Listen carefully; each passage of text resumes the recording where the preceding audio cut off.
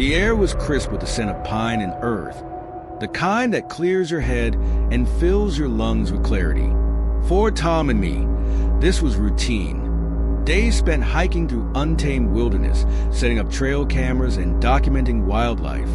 Yet, something about Yellowstone that week felt different. The forest seemed alive in ways beyond the ordinary chirps of birds and rustling of leaves. Something lurked in the shadows, watching us. Our assignment was straightforward: track wolf pack movements. It was work we loved, filled with risks we'd grown accustomed to. But nothing could have prepared us for the nightmare that began the first night. Footsteps in the dark. As the sun dipped below the horizon, we sat by the fire, warmth battling the creeping chill of the night. Tom cracked a joke about opening a luxury camping resort while I laughed, though the forest's hushed whispers seemed to stifle the sound. Soon, the call of sleep drew us into our tent. Around midnight, I awoke to Tom shaking me gently. "Did you hear that?" he whispered, his voice tense. I strained to listen, but heard only the natural sounds of the forest. Then, faintly, came deliberate, slow footsteps.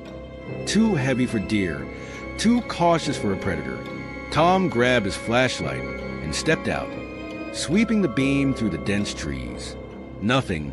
This pattern repeated 3 times through the night. Each time, the footsteps stopped just as he ventured out. Exhaustion etched lines on his face by dawn. They weren't animal footsteps, he said over coffee. They were human. Day 2, the watching eyes, determined to finish our work. We spent the day trekking through Yellowstone's vast wilderness. Yet, unease crept over us. Tom's normally jovial demeanor was replaced with a quiet intensity as his eyes scanned the trees. My own senses felt heightened, every rustle of leaves or snap of a twig setting me on edge. By mid-afternoon, as we checked one of our trail cameras, Tom froze. His hand gripped my arm tightly, pointing toward a clearing. There, standing unnaturally tall and gaunt, was a figure. Its limbs were too long, its posture unsettlingly rigid. For a moment, I thought it was a trick of the light. Then it moved, jerky and unnatural, like a marionette pulled by unseen strings.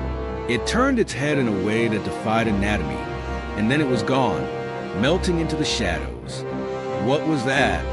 I whispered, my voice trembling. "I don't know," Tom replied, "but we're going back to camp now." Night 2, the phantom guest. That night, tension thickened the air. Tom insisted on keeping watch while I tried to sleep. I awoke hours later to find him gone. Panic gripped me as I scrambled out of the tent, flashlight trembling in my hand. "Tom," I called out, my voice swallowed by the oppressive silence. Then, from behind me, came footsteps. I whirled around to see a silhouette slipping back into the tent. Relief washed over me. I hurried back inside, scolding him for scaring me, but he didn't respond. Instead, he climbed into his sleeping bag and draped an arm over me. The familiar weight was comforting, and exhaustion soon pulled me back to sleep. By morning, Tom was outside by the truck, looking worse for wear. "I couldn't stay in the tent last night," he admitted. "I slept in the truck." Those footsteps wouldn't stop. My blood ran cold. "Tom," I whispered, "what time did you leave the tent?" "Around midnight," he replied. I felt the world tilt. Then who was in the tent with me? The escape. We packed up in record time, abandoning our research. Every rustle of the forest felt like a warning, every shadow a threat. We didn't speak about what happened, only exchanged glances that spoke of shared fear. As we drove away, I glanced back at the tree line. For a moment, I thought I saw it, the same impossibly tall figure, watching us leave. We never returned to Yellowstone, and the phantom weight of that arm still haunts me. I often wonder, what would I have seen if I'd turned to look at its face? A ride home like any other.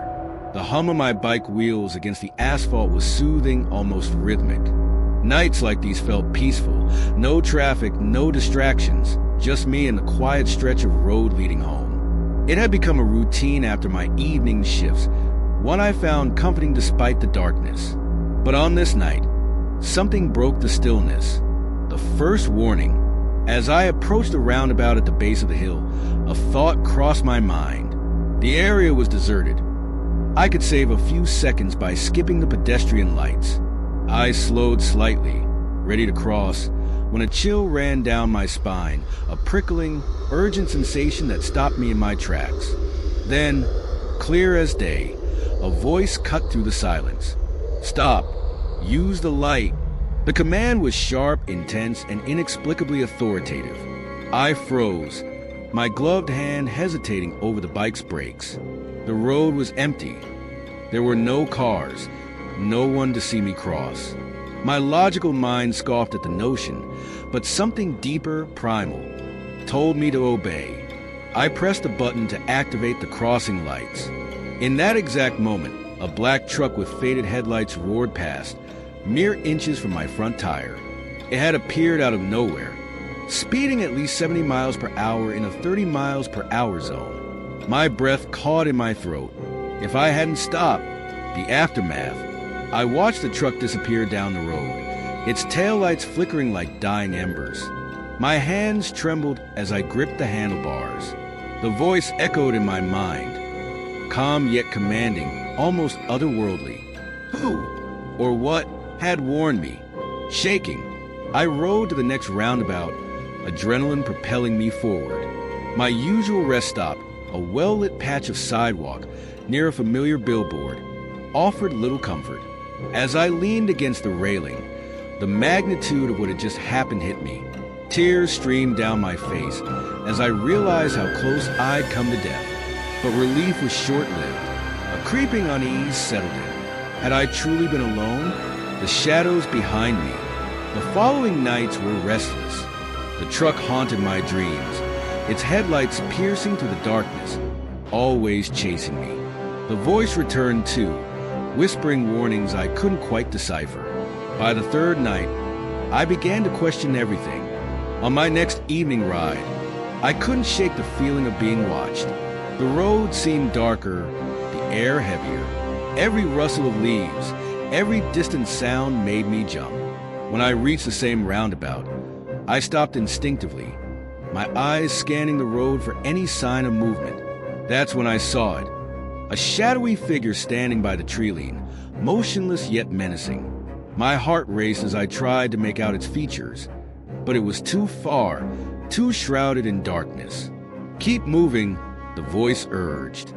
I pedaled faster, refusing to look back. The shadow lingered in my mind, its presence undeniable, the return of the truck.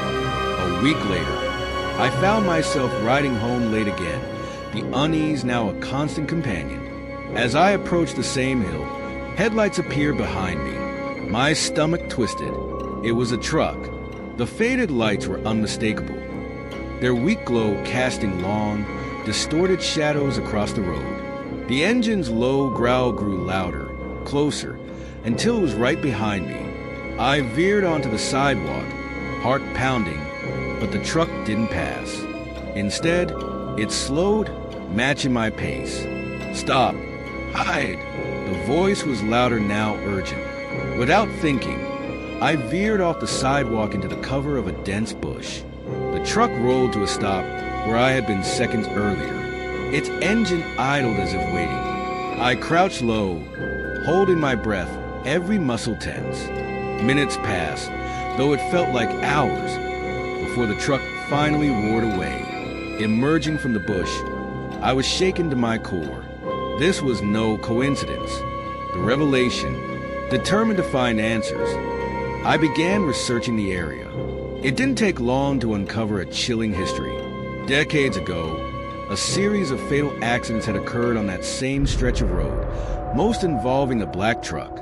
Locals spoke of a reckless driver who had terrorized the area, his actions claiming multiple lives before he vanished without a trace.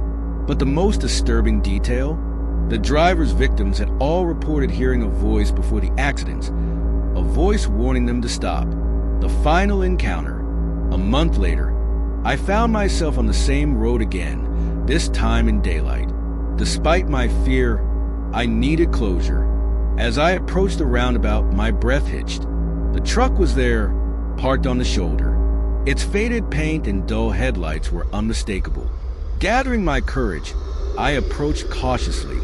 The air felt charged, heavy with anticipation. The truck's engine was off, but the driver's seat was empty. "Thank you," I whispered, my voice trembling.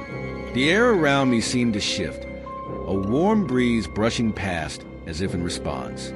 I turned to leave, but not before noticing a faint handprint on the dusty window. A handprint that didn't belong to me. Epilogue, a lingering mystery. I never saw the truck again, nor heard the voice. But the memory of that night remains vivid. A constant reminder of how close I came to losing everything. Was it a guardian angel? A spirit seeking redemption? Or something beyond comprehension? I may never know, but one thing is certain. I owe my life to that voice, not a fresh start. The beginning of my sophomore year was supposed to be a turning point. After a grueling summer marked by the loss of my beloved aunt, I yearned for a fresh start, becoming a resident assistant RA. At my college seemed like the perfect way to stay busy and focus on the future. The new dorm was spacious and modern, and my suite mates seemed friendly. Well, most of them. But Willie was different. He was charming, worldly, and at first, fun to be around. Yet something about him felt off. I dismissed it as my imagination, a product of grief clouding my judgment. I couldn't have known that befriending Willie would lead me into a nightmare I'd never forget. Willie's charm. Willie was the kind of person who made you feel important when he spoke to you. His stories were captivating, full of travels and exploits that painted him as cultured and charismatic. At first, I enjoyed his company. We'd grab coffee or chat in the suite's common area late into the night. But there were moments that unsettled me, like the time he analyzed my face with unnerving intensity, or when he accused me of taking his glass without evidence. These incidents left me uneasy, though I shrugged them off as quirks. The tarot reading. One evening, I came back to find Willie in the common room with a group of friends. The lights were dim, candles flickering on the coffee table. He greeted me warmly and invited me to join them. "We're doing tarot readings," he said, holding up a deck of ornate cards. "Wanna try?" I hesitated. I'd always been curious about tarot, but wary of the unknown. Still, his infectious smile and the casual atmosphere convinced me. "Why not?" I said, sitting down. Willie's reading was elaborate, filled with cryptic interpretations. He spoke of transformation and doors to the unknown, his voice low and hypnotic. The cards themselves were beautiful but eerie, each depicting strange, unsettling imagery. When the reading ended, I felt strange, as though an unseen weight had settled over me. The first nightmare. That night, I dreamed of my aunt, but it wasn't her, at least not truly. She sat by my bed, her face shrouded in shadow, her skin tinged in unnatural green. Her movements were stiff, almost robotic, and she carried a long, pointed stick. She began poking me in the ribs, each jab more forceful than the last. I wanted to scream, to move, but my body was paralyzed. The poking continued, relentless, until I woke up gasping for air. My ribs ached where I'd been jabbed in the dream. Was it just my imagination, grief manifesting in strange ways? Or had something more sinister been unleashed? The green smoke. In the weeks that followed, my sleep was plagued by recurring nightmares. A green smoke would seep into my room, coalescing into a face, a skull with hollow eyes that seemed to bore into my soul. It whispered unintelligible words, its voice like nails on a chalkboard. Each time, I awoke with a jolt, drenched in sweat and trembling. I tried to rationalize it as stress, but the fear was visceral, too real to dismiss.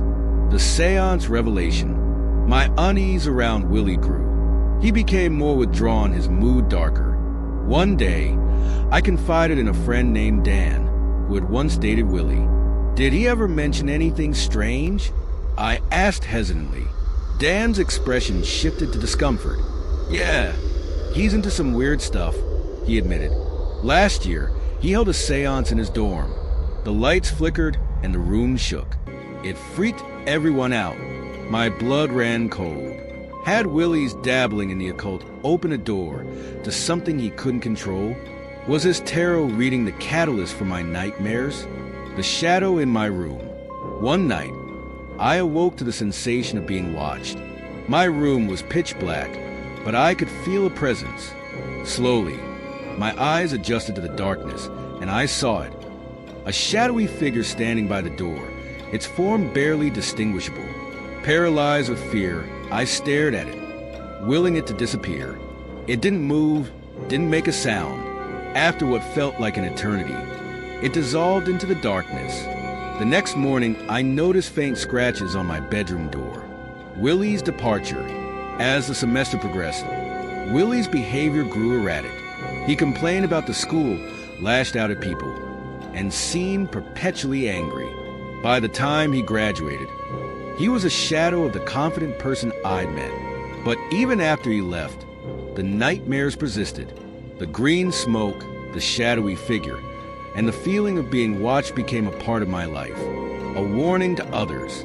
Years later, I met a spiritualist who explained that the energy of a tarot reader can deeply influence the person being read. If the reader is involved in dark practices, they may unintentionally or intentionally open portals to malevolent entities. Looking back, I realized Willie's reading wasn't harmless fun. It was a doorway, one that unleashed something dark and unrelenting. To this day, I avoid tarot readings and anything remotely connected to the occult. The memory of that shadow, those green eyes, and the figure pretending to be my aunt still haunts me. Be careful whom you trust with your energy. Some doors, once open, can never be closed. Life as a caregiver, working as a CNA, certified nursing assistant, for 12 years took a toll on my body and soul, but it also gave me stories that could rival the scariest movies. One story, in particular, has stayed with me. A haunting experience in the private dining room of an assisted living facility where I worked. The building was old, sprawling over 4 floors with a basement that housed maintenance equipment. Each floor had its distinct energy, but the private dining room on the first floor carried an air of foreboding. Even in daylight, the room felt colder, darker, like it didn't quite belong to this world. An uneasy assignment. It was a regular evening shift, the kind where routine took over, and my mind wandered to thoughts of home. Dinner service had just ended, and my fellow caregivers and I were setting up the dining room for the next day. The lead care manager vacuumed, while 2 of us set the tables. That's when it started. Out of the corner of my eye, I noticed the lights in the private dining room flicker erratically. At first, I thought it was a loose bulb, but when the lights began flashing on and off rapidly, I froze. Are you seeing this? I asked my co-worker. She nodded, her face pale.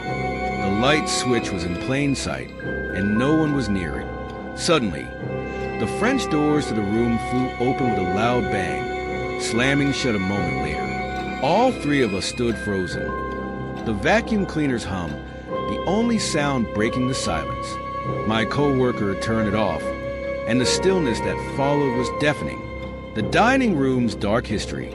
Later that evening, I mentioned the incident to one of the kitchen staff, an older woman who'd worked there for decades. Her expression darkened immediately. "You don't know, do you?" she said. "Know what?" She leaned in, her voice dropping to a whisper. That room used to be a patient ward before they remodeled it into a dining space. People died there, lots of them. The nurses back then swore they saw things, shadows, faces in the windows, even objects moving on their own. I felt a chill crawl up my spine. Was that why I always felt uneasy near that room? The escalation. Over the following weeks, more strange events occurred. Dishes would fall off tables without explanation. Residents reported seeing a woman in an old-fashioned nurse's uniform standing in the room late at night.